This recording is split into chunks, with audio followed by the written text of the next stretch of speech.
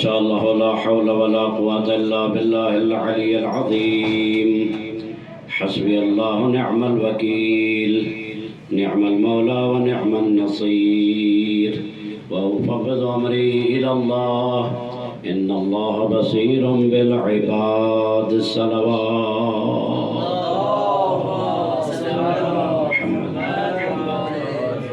الحمد لله رب العالمين، والصلاة والسلام على أشرف الأنبياء والمرسلين، حبيب إله العالمين أبي القاسم محمد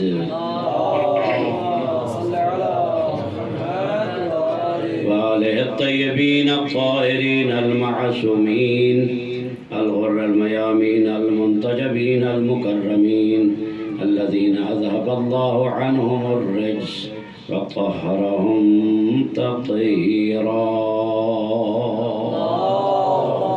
صل على محمد ورحمة الله على محبيهم ومواليهم وشيعتهم أجمعين، واللعن الدائم على أعدائهم ملعونين من يوم عداوتهم إلى أبد الآبدين. أما بعد، فقد قال الرحمن في القرآن: بسم الله الرحمن الرحيم. فأما اليتيم فلا تقهر. صلوات. صل على محمد وعلى محمد وعجل فرجهم. دعا ہے خدا جل جلالہ آپ سب کا یہاں پہ چل کے آیا، اپنی درگاہ میں منظور فرمائے. ایام محرم ہیں، ایام عزائے حسینی ہیں، ایام عبادت ہیں. پروردگار عالم تمام مومنین و مومنات جہاں پر بھی، بلکہ یہ کہوں تمام مسلمین و مسلمات جو عزائے حسینی میں شریک ہیں، جس قسم کا بھی انہوں نے حصہ ملایا، دنیا کے جس جس جگہ پر موجود ہیں، خدا ذوالجلال ولی عصر کی عزت اور عظمت کے صدقے میں ان کی حفاظت فرمائے اور عزاداری کو 100% کاملاً محفوظ فرمائے، اور عزاداری کے دشمنوں کو اگر قابل ہدایت ہیں تو ہدایت فرمائے، ورنہ ان کے منحوس جسم سے، بدن سے اس زمین کو پاک و پاکیزہ فرمائے. اسلام اور مسلمین و مومنین کے دشمنوں کو نیست و نابود فرمائے. اسلام اور مسلمین اور تشیع کو دن دگنی رات چگنی ترقی عطا فرمائے. کریم اہل بیت کے جوار میں خدا ذوالجلال ہمیں علم مع عمل کی توفیق عطا فرمائے. اپنی دعاؤں کی قبولیت کے لیے، گناہوں کی بخشش کے لیے، مریضوں کی شفا یابی کے لیے اور اپنے وقت کے امام کے ظہور میں تعجیل کے لیے بآواز بلند صلوات پڑھیں. اللہم صلی علی محمد وآل محمد. خداوند متعال قرآن مجید میں ارشاد فرما رہا ہے: فَأَمَّا الْيَتِيمَ فَلَا تَقْهَرْ. یتیم پر قہر نہ کرو. بس چند دقیقے آپ کی خدمت میں حاضر ہوں. پیغام معصوم جو کہ ہر روز نت نیا ہے، کبھی پرانا ہونے والا نہیں ہے. نہ قرآن صامت پرانا ہے اور نہ قرآن ناطق پرانے ہیں. پرانا ہے تو باطل ہے کہ جس کا کوئی وجود نہیں. قرآن مجید میں حق کی جڑیں مضبوط ہونے کے عنوان سے خداوند متعال نے ارشاد فرمایا، کلمہ طیبہ کی مثال عطا فرمائی ہمارے سمجھانے کے لیے، کیونکہ ہم مادیت کو زیادہ جلدی سمجھتے ہیں معنویت سے. کلمہ طیبہ کا شجرہ طیبہ اصلها ثابت و فرعها فی السماء. یہ ان لوگوں کو سن لینا چاہیے کہ جو لوگ تشیع اور مجالس امام حسین علیہ السلام کو ختم کرنے کے درپے ہیں. یہ کوئی ہمارا کمال نہیں ہے، بلکہ خدا کا ایک عظیم وعدہ ہے. خدا نے فرمایا کلمہ طیبہ. وہ کون کلمہ طیبہ ہے؟ یہی ائمہ فرماتے ہیں نحن الکلم الطیب، ہم ہی کلمہ طیب ہیں. پاکیزہ کلمات اللہ کے ہم ہیں. اللہ نے فرمایا مثل کلمۃ طیبہ کشجرۃ طیبہ اصلها ثابت و فرعها فی السماء تؤتی اکلها کل حین باذن ربها. یعنی کلمہ طیبہ مثل شجرہ طیبہ ہے، اور شجرہ طیبہ کی کیفیت کیا ہے؟ کیا وہ نائم ہوتے رہتے ہیں۔ سبحان اللہ، سبحان اللہ، نعرہ حیدری یا علی 1400 سال بلکہ اس سے زیادہ بھی پیغمبر اکرم صلی اللہ علیہ وآلہ وسلم کے دور سے لے کر، بلکہ اس سے پہلے کہوں آدم علیہ السلام سے لے کر اسلام اور کلمت اللہ اتنا بلند رہا ہے۔ کلمت اللہ ہے العلیاء، اللہ کا کلمہ بلند ہے۔ اللہ نے کہا ہے کہ یہ علیاء ہے، الاسلام یعلو ولا یعلا علیہ، اسلام بلند ہے، اس کے اوپر کسی کو بلندی حاصل نہیں ہو سکتی۔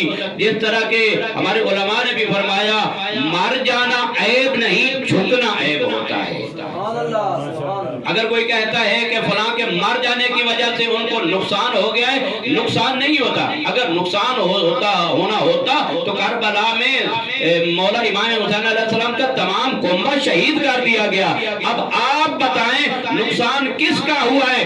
1400 سال کے بعد آج بھی حسین زندہ باد ہے اور یزید مردہ باد۔ سبحان اللہ، سبحان اللہ۔ جسم کے مرنے سے انسان مر نہیں جاتا، مشن کے مرنے سے انسان مر جاتا ہے۔ کربلا ایک ایسا پیغام ہے کہ جو رہتی دنیا تک ان کو یاد رہنا چاہیے، اور ان تشیع اور اسلام کے دشمنوں کو جتنی بھی رکاوٹیں ڈالیں گے، جتنی بھی مشکلات پیدا کریں گے، تندی باد مخالف سے نہ گھبرا اے عقاب، یہ تو چلتی ہے تجھے اونچا اڑانے کے لیے۔ سبحان اللہ، سبحان یہ جو مشکلات آتی ہیں، جو سامنے سے ہوا آتی ہے، اڑنے والا پرندہ اس آتی ہوئی ہوا کی طرف اڑتا ہے تو اڑ ہی اسی طرف سکتا ہے، دوسری طرف اڑ نہیں سکتا، پر نہیں مار سکتا۔ تو میں یہ کہنا چاہوں گا جتنی رکاوٹیں ڈالو گے، تشیع کی پرواز کا پرندہ بلندی کی طرف جائے گا، پستی کی طرف جانے والا نہیں ہے۔ سبحان اللہ، سبحان اللہ۔ فَأَمَّا الْيَتِيمَ فَلَا تَقْهَرْ۔ اسلام کی اقدار، یہ جو صفات حمیدہ ہے نا، اسلام کے صفات حمیدہ، یعنی ایک ایک صفت اچھی خصلت جو ہے بہت زیادہ ہے، شجاعت ہے، طہارت ہے، پتہ نہیں کتنی کتنی خصائل ہیں کہ جو اسلام نے بیان کی ہیں۔